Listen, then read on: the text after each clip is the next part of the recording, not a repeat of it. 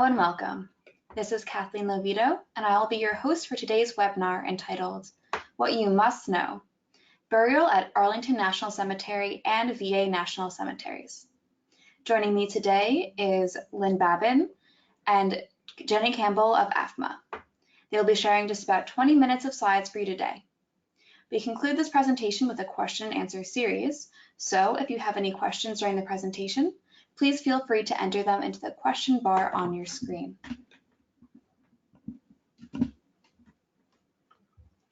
AAFMAA stands for American Armed Forces Mutual Aid Association and is the longest-standing, not-for-profit association that empowers military families with affordable financial solutions.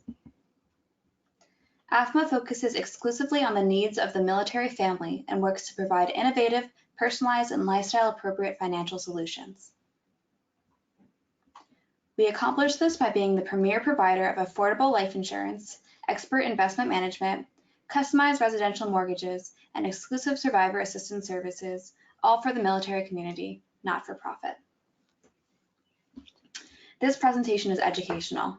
It is for general information only and is not specific investment, legal, or tax advice for any of you individually. Do not rely on this presentation alone to guide your insurance decisions. Since each individual situation is unique, the life insurance that benefits you the most will not necessarily be the same as another current or former service member.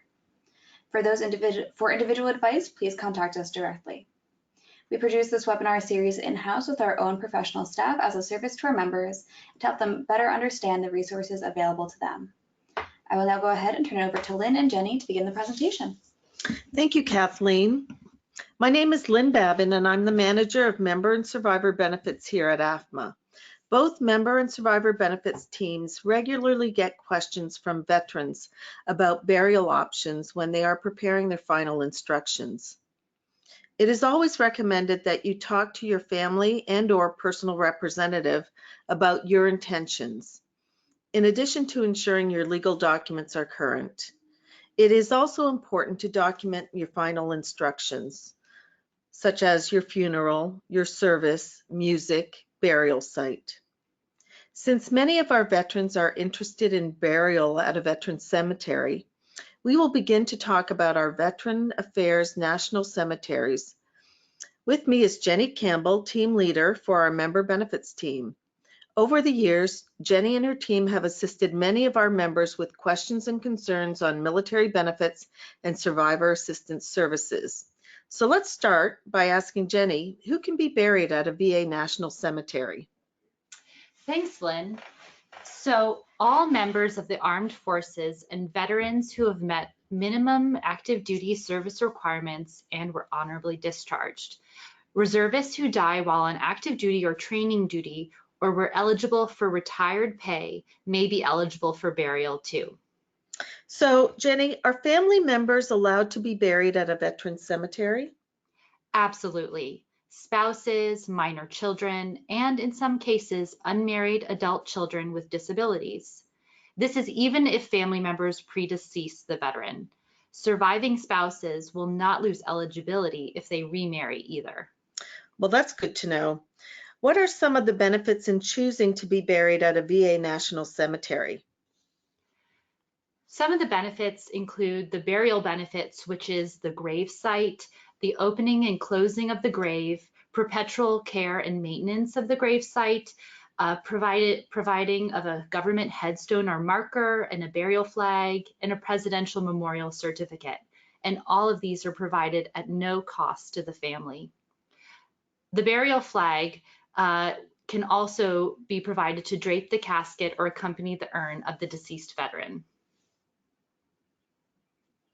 The VA provides headstones for the veteran, spouse, and dependent children free of charge. And if you compare this to a private burial where an upright headstone can cost an average of upwards of $1,000 to $3,000. So VA cemeteries are all over the United States, and chances are there's one in your area or close to you. And you can find out by visiting the VA website and search under Find VA Locations, selecting the cemetery option. And you can see here on this slide a sample of what that what the website looks like and where to go. So it's www.va.gov. Thanks, Jenny. I would like to know if a grave site can be chosen in advance at these VA National Cemeteries. So specific grave sites cannot be reserved. However, there is a great new option to establish eligibility ahead of time and eliminate some of the headache of paperwork for survivors. So a veteran can fill out a form in advance to ensure that they will be buried in a VA National Cemetery. This form is called the Pre-Need Burial Eligibility Determination Form. Submitting this form provides peace of mind, knowing the veteran and family are going to be eligible for burial in a VA National Cemetery. So to apply, individuals have to submit VA Form 40-10007. It's also important to note that each individual needs to fill out and send their own separate form. So the veteran and their spouse will need to fill out their own VA form and submit it separately. And you can see here, this is what the form looks like. It's just a one-page form, and the link on the slide here at the bottom will take you directly to the online PDF that's available. So some important things to note about this pre-need eligibility program is that the application needs to be sent by mail or fax. We recommend sending it both ways if you can, just to ensure receipt. And it's no longer being accepted by email. So it was at one point, but it is no longer being accepted that way. Also, due to the large number of these pre-need applications that have been received by the VA recently, there is currently a delay with VA processing and approving these eligibility forms. So just be aware that there's currently a delay in hearing back from the VA about approval. Also, a favorable pre-need determination does not guarantee a burial spot in a specific national cemetery. This is always dependent on whether there is space available there at the time of need. Another thing to note is that the pre-need eligibility program does not include Arlington National Cemetery. Arlington is the Department of the Army has jurisdiction over Arlington, not the VA. Jenny, is there anything else veterans can do ahead of time to prepare? So yeah, there are a few things that can be done ahead of time. First, it's important to establish in your estate planning documents who your personal representatives are. In legalese, this is known as the person authorized to direct disposition. Establishing this individual in writing helps in case your spouse is no longer alive or able at your time of death to assist with your burial planning. And your authorized representative will be the person who will make your internment arrangements at the time of need by contacting either the National Cemetery Scheduling Office or the specific national cemetery in which burial is desired. Thanks, Jenny. So what happens after a veteran submits their pre-need burial application to the VA? So the VA will review the application, and then they'll provide written notice on a determination of eligibility. The VA will store the pre-need application, the supporting documentation, like the DD-214, and their decision letter to expedite burial arrangements at the time of need. So it's important to keep your decision letter and supporting documentation, your copies, in a safe place, and to discuss your burial wishes and final arrangements with your loved ones and your personal representative. Also note that a pre-need burial eligibility application does not require or force the veteran or family member to be buried in a VA National Cemetery. That's good to know, Jenny. So that we cover all the bases, is there any other paperwork or forms we should know about? So make sure your family knows where your DD-214 or military discharge document is located. Make sure the version that you have specifies the character of service or discharge as being honorable. So you can see here on this slide a sample of a DD-214. The number 4 is going to have that honorable discharge note on it. So in the bottom right-hand corner, the number 4 indicates that this is version number 4. And then you can see the section character of service as showing honorable. This will need to be seen by the VA in allowing you to be buried at a VA cemetery. That's right, Jenny. And if you are an AAFMAA member, be sure to upload your DD-214, marriage certificate, and VA award letters to your digital vault on the AAFMAA Member Center. Every AAFMAA policy has a digital vault and survivor assistance services. That's right, Lynn. AAFMAA members can upload all of these important documents, such as the DD-214, to their secure digital vault on the Member Center. Are there any other options in addition to the VA National Cemeteries? What if there isn't a VA National Cemetery in a convenient location for our veterans? Yeah, so many states have VA state cemeteries for veterans. These cemeteries have similar eligibility requirements to VA national cemeteries, and they also accept that same pre-need eligibility application. However, there could be some residency requirements.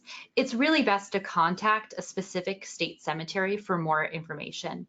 And you can look up VA state cemeteries and their contact information that are in your area on the same VA website where you can find the national cemeteries listed. This is all great information about VA cemeteries, but many of our AAFMAA members wish to be buried at Arlington National Cemetery, which happens to be just down the street from our office here at Fort Myer in Arlington, Virginia. Are the burial requirements for Arlington National Cemetery the same as a VA National Cemetery? That is a great question. So Arlington National Cemetery's eligibility requirements for burial and interment are different from VA National Cemeteries. Arlington is managed, like we said before, by the Department of the Army and not by the VA. So it's important to note that Arlington does not accept pre-need eligibility determination applications. So what are some of the important requirements for veterans who wish to be buried at Arlington National Cemetery? Yeah, so when a veteran dies, Arlington National Cemetery will need to determine who the primary next of kin or personal representative of the deceased is, because this is who they are going to communicate with. And this is the individual who will be carrying out all the deceased's final wishes. Usually, it's going to be the spouse.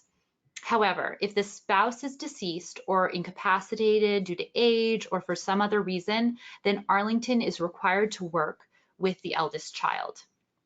Therefore, it's highly recommended that the veteran has a signed and preferably notarized document establishing who the personal representative is, because then Arlington will work directly with that authorized personal representative. They will also work with the funeral home.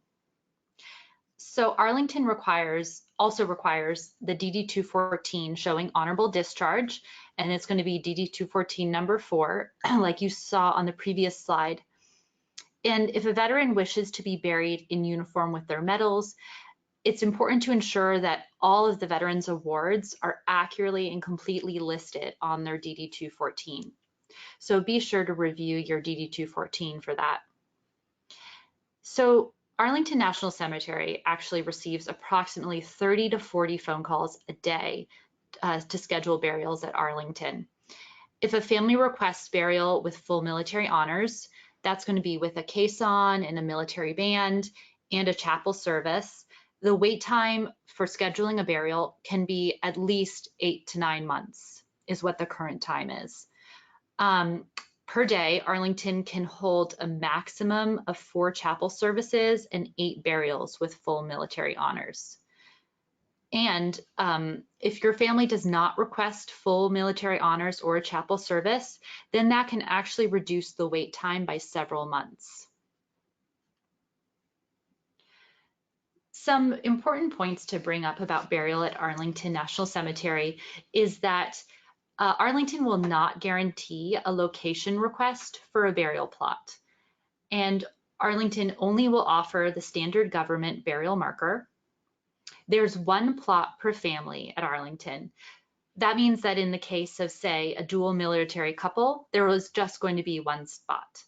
However, more than 2 people can be accommodated in a burial spot.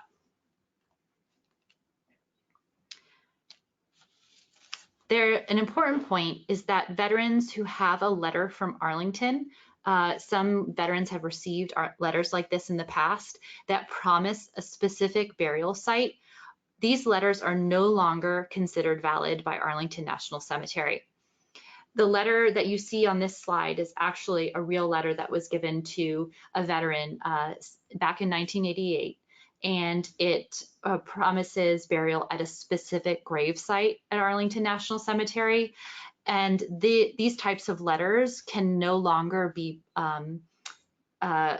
these promises can no longer be accepted by Arlington. However, Arlington National Cemetery will do their very best to accommodate these requests. They just cannot make promises ahead of time. There are a lot of great online resources for Arlington National Cemetery as well. They have a very interactive website with videos and that go into detail about burial at Arlington. They have a great Facebook page, and they're active on Twitter and YouTube.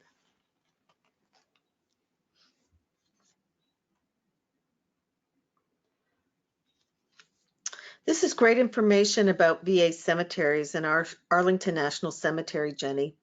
I know that there are arrangements people can do right now to make sure their family's prepared in case something were to happen to them. Can you talk a little bit more about that? Sure. So it's important to make sure that your affairs are in order and you have done some preparation for your family if something were to happen to you. One thing you can do is keep all of your important documents in a safe place, such as a fireproof safe at home, and ensure that your family and whoever will be handling your affairs, such as your person authorized to direct disposition or personal representative, that they know where your important documents are located and also how to access these documents. Some of these important documents include that DD-214, any original legal documents such as your will or trust, and often the will include that appointment of agent to control disposition of remains. Your marriage certificate, your military retired pay statement from DFAS. This will have information about your survivor benefit plan on there if you opted into that through your military retired pay. Also make sure your VA award letters are in there from the VA if you have a disability rating with them. And keep track of all of your life insurance policies and make sure that your beneficiary information is up to date and that you've updated if there's been a change of marital status, a change of last name for a child, say if because of a marriage or divorce, and that contact information with those life insurance companies is current. So once again, just a reminder to our AAFMAA members, they can store these documents on their secure digital vault on the Member Center. And grandfathered and Premier Services members have the option to store originals in the AAFMAA physical vault.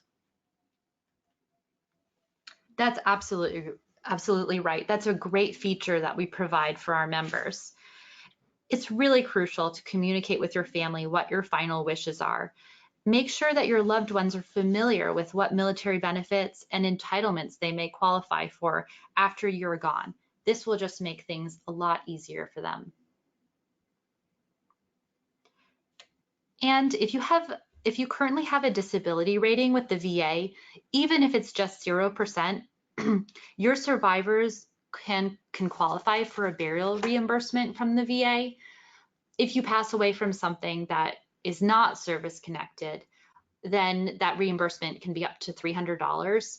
If you pass away from your cause of death and it's on your death certificate as being service connected, so say it's something that you were rated for with the VA, then that reimbursement can be up to $2,000. Thanks, Jenny. That's a lot of information for our members to take in, but I hope this really helps you. And we did get some questions, so let's try to answer some of these questions we received from some of our members. So question number 1, I heard there are going to be changes to Arlington National Cemetery eligibility requirements because they are running out of space. Do you know anything on that, Jenny? Yeah, so we've been getting this question a lot from AAFMAA members recently, and this is an issue that Arlington National Cemetery and the Secretary of Defense have been studying for several years now. The details of any changes regarding eligibility are really still being discussed and considered at all levels of government. And it's an issue that we know Arlington takes very seriously because their goal is to keep Arlington active for another 150 years. Thanks, Jenny. Another question here is that I don't have my DD 214. How do I go about getting a copy of my DD 214, number 4? So you can get a copy of your DD 214, number 4, by visiting the National Personnel Records Center website with the National Archives. And you can find that on the National Archives website. And that there will be more specific instructions on there about requesting your DD 214. Thanks, Jenny. So our last question here is, I prepaid for my funeral arrangements with a local funeral home in my town. The closest VA cemetery is almost 100 miles away. Will the VA cemetery cover the costs for transporting my remains?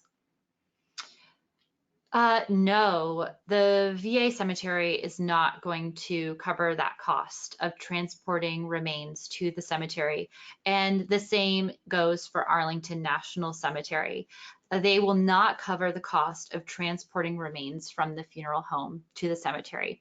It's the responsibility of the family to pay for this cost and for the family to coordinate with the funeral home transportation arrangements. So that's a great question. Thanks. Thank you. All right, thank you so much, Lynn and Jenny. That was an incredibly informative presentation. I think tons of information that you can all use. After this presentation, you'll be receiving a follow-up email with information of how to access this webinar recording. And remember that you can always access future and past webinars at afma.com/webinars. If you need any assistance at any time, please reach out to us. This is our pleasure to do for you at any time. Until then, we'll see you in 2 weeks with our next webinar.